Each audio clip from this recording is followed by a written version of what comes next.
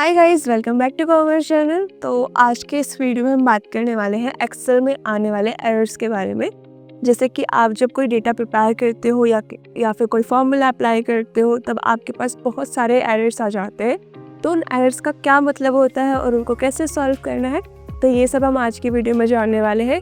So without any delay let's get started. ये देखिए, हमारे पास एक डेटा है यहाँ पे। तो यहाँ पे आपको सबसे पहले क्या दिख रहा है, एक हैश एरर दिख रहा है। तो काफ़ी बार जब आप डेटा प्रिपेयर कर रहे होते हो या फिर आपके पास कोई प्रिपेयर डेटा होता है पहले से ही, तो उसके अंदर आपने इस तरीके का एरर देखा होगा। तो ये एरर क्यों आता है और इसको कैसे सॉल्व कर सकते हैं। सबसे पहले आपको क्या करना है, जैसे कि एरर इसलिए आता है क्योंकि जो आपने कंटेंट लिखा हुआ होता है उसको इनफ स्पेस नहीं मिल रही होती है। जैसे कि ये जो हमारा सेल है, इस सेल के अंदर इसकी जो सेल का जो विड्थ है वो इतनी नहीं है कि वो कंटेंट इसमें आ सके। तो काफ़ी बार आपको ये एरर शो होता है। तो इसीलिए शो होता है क्योंकि आपकी जो सेल की विड्थ है वो इनफ नहीं होती।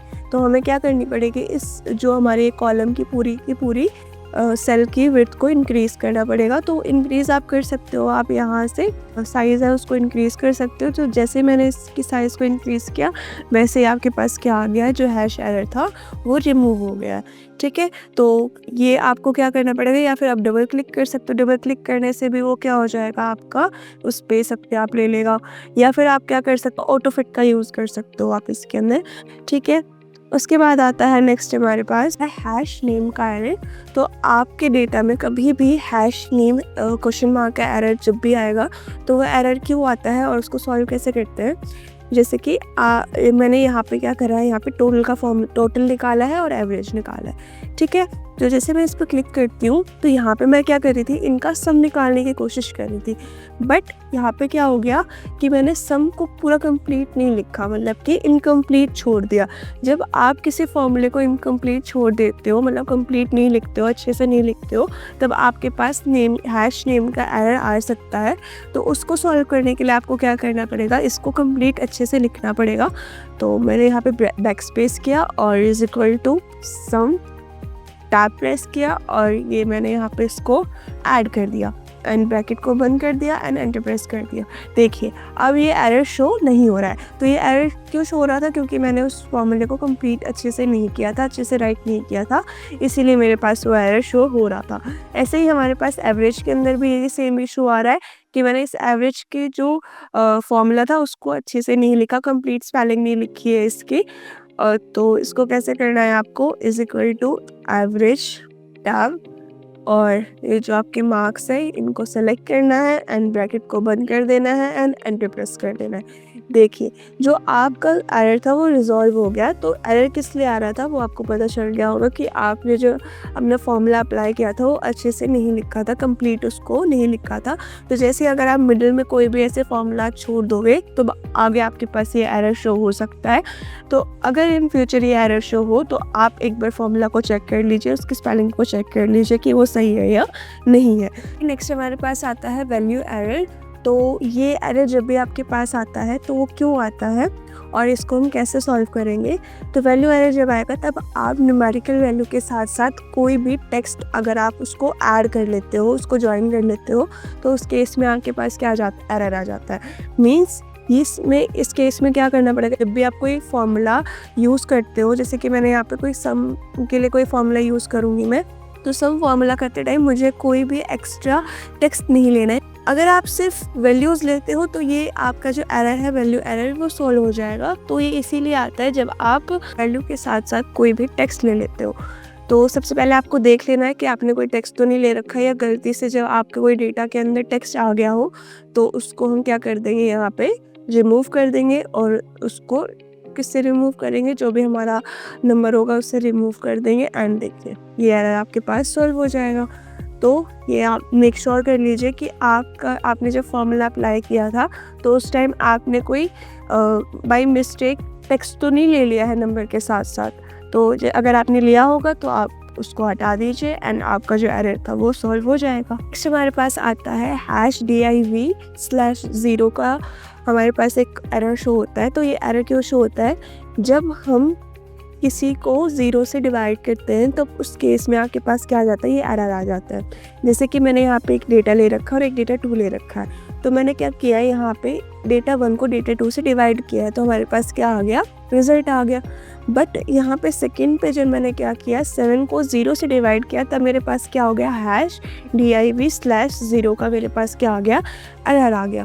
तो ये एरर कब आता है, जब आप किसी भी नंबर को 0 से डिवाइड करते हो, तो उस केस में आपके पास ये एरर शो हो जाता है। तो आपको क्या करना पड़ेगा, इस एरर को सॉल्व करने के लिए यहाँ पे 0 की जगह कोई और डिजिट लेनी पड़ेगी, कोई और नंबर लेना पड़ेगा आपको।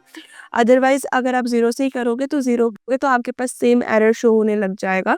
तो यहाँ पे क्या कर दूँगी मैं, जैसे कि यहाँ पे मैंने एक नंबर के साथ चेंज कर दिया इसको, ये देखिए। जैसे मैंने इसको किसी डिजिट के साथ चेंज किया, वैसे ही यहाँ पे ये एरर सॉल्व हो गया।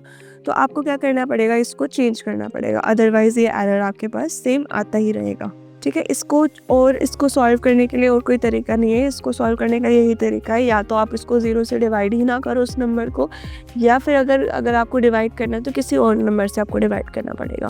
देखिए नेक्स्ट हमारे पास आता है नम एरर। तो ये एरर क्यों आता है, ये एरर जब आता है जब आपके पास क्या हो, कोई नेगेटिव वैल्यू हो। तो नेगेटिव वैल्यू के केस में ये एरर शो हो जाता है। जैसे कि मैंने यहाँ पे क्या ले रखे हैं, नंबर ले रखे हैं और उनका स्क्वायर रूट निकाल रखा है। ठीक है, सब पॉजिटिव वैल्यूज़ है, तो उन पॉजिटिव वैल्यूज़ का तो यहाँ पे क्या आ रहा है, बिल्कुल करेक्ट यहाँ पे स्क्वायर रूट निकल के आ रहा है।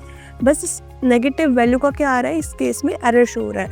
तो जब आप कोई नेगेटिव वैल्यू लेते हो तो उसमें आपको ये एरर शो हो जाता है। तो इसको कैसे सॉल्व करना है आपको, जैसे कि मैंने यहाँ पे क्या लगा रखा है, SQRT एक फंक्शन यूज़ कर रखा है यहाँ पे स्क्वायर रूट निकालने के लिए। तो आप क्या कर सकते हो, या तो इस वैल्यू को पॉजिटिव वैल्यू के अंदर कन्वर्ट कर सकते हो। अगर पॉजिटिव वैल्यू के अंदर आपको कन्वर्ट नहीं करना तो आप क्या कर सकते हो, यहाँ पे हम बीच में एक और फॉर्मूला लगा देंगे, ABS का, एब्सोल्यूट का। आप प्रेस किया मैंने यहाँ पे, और यहाँ पे मैंने क्या कर दिया, ब्रैकेट को क्लोज कर दिया और एंटर प्रेस कर दिया। तो जैसे ही मैंने एक और फॉर्मूला इसके अंदर ऐड किया, तो यहाँ पे क्या हो गया, वो एरर सॉल्व हो गया। तो या तो आप क्या कर सकते हो, इसको पॉजिटिव में कन्वर्ट कर सकते हो। पॉजिटिव में कन्वर्ट नहीं करना है तो आप क्या कर सकते हो, यहाँ पे इसके साथ साथ एक और फॉर्मूला को ऐड कर सकते हो। ठीक है, नेक्स्ट हमारे पास आता है नल एरर।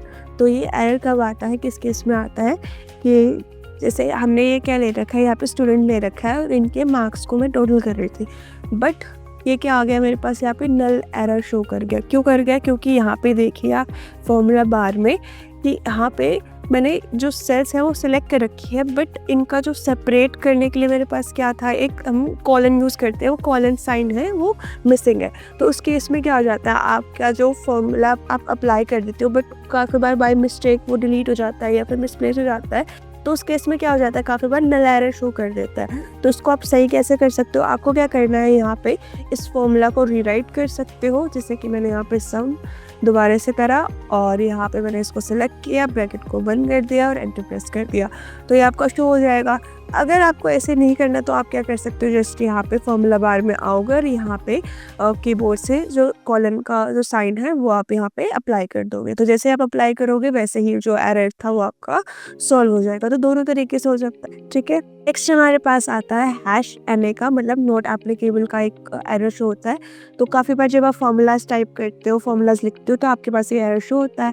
तो ये एरर क्यों शो होता है, क्योंकि आपका ये जो डेटा है, इस डेटा के अंदर वो जो पर्सन है वो नहीं होता है। जैसे कि मैंने यहाँ पे क्या लगा रखा है, वीलो का फॉर्मूला लगा रखा है कि मुझे विकास के मार्क्स जानने थे, तो उसमें मैंने क्या लगाया, वीलो का फॉर्मूला अप्लाई किया, बट इस डेटा के अंदर विकास तो है ही नहीं।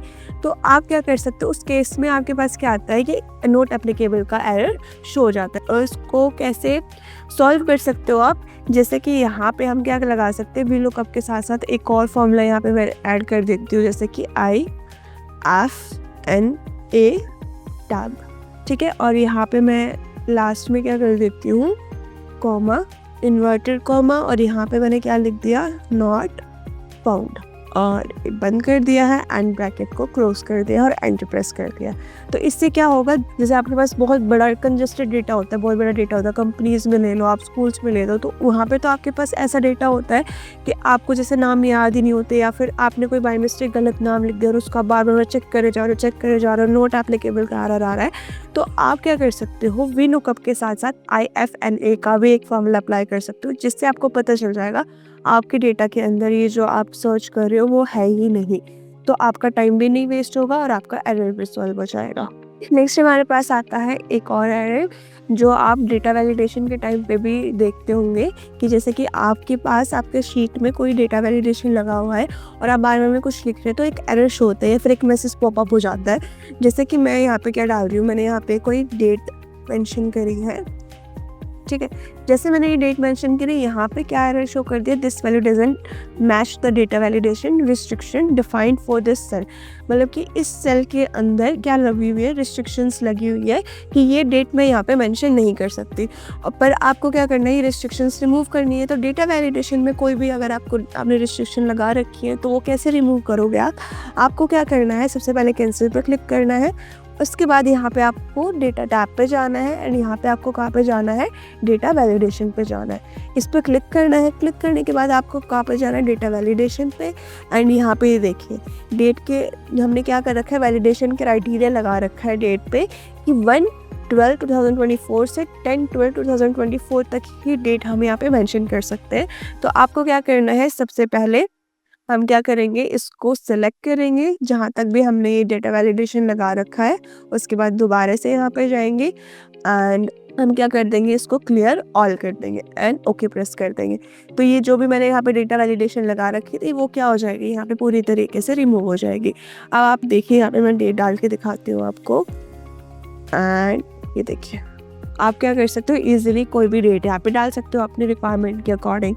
तो ये डेटा वैलिडेशन, कोई भी डेटा वैलिडेशन आपने लगा रखी हो, वेदर आपने कोई होल नंबर के लगा रखी है या फिर आपने डेट के लगा रखी है, टाइम के लगा रखी है, जिससे आपको कहाँ पे जाना है, डेटा वैलिडेशन पे जाना है और यहाँ पे आपको क्या कर देना है, वो वैलिडेशन को क्लियर ऑल कर देना है। तो आपका जो ये डेटा वैलिडेशन वाली रिस्ट्रिक्शंस है ये क्या हो जाएंगी, सारे रिमूव हो जाएंगे। अब हमारे पास आता है लास्ट एरर जो कि है रेफ एरर, #REF एरर काफ़ी बार आपको शो हो जाता है।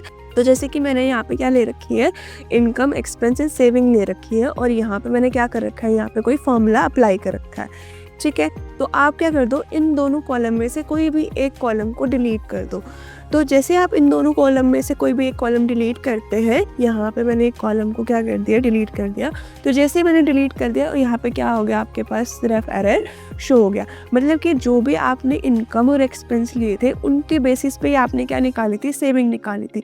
अब उनमें से ही अगर आप किसी एक रेफरेंस को डिलीट कर देते हो तब आपके पास रेफ एरर शो हो जाता है। तो ऐसा आपके साथ बहुत बार हुआ होगा कि रेफ एरर शो हुआ होगा। तो आपको सिंपली क्या करना है, जो आपने डिलीट करी है, जो भी कॉलम डिलीट करी है उसको आपको क्या करना पड़ेगा, वापस लेके आना पड़ेगा या फिर वापस से आपको उसको कैलकुलेट करना पड़ेगा। क्योंकि अगर आप वो डिलीट कर देते हो, क्योंकि वो हमने रेफरेंस ले रखा है, अगर आप रेफरेंस को ही रिमूव कर दोगे तब आपके पास जो भी फॉर्मूला आपने अप्लाई किया था वहाँ पे तो ये एरर शो हो गई।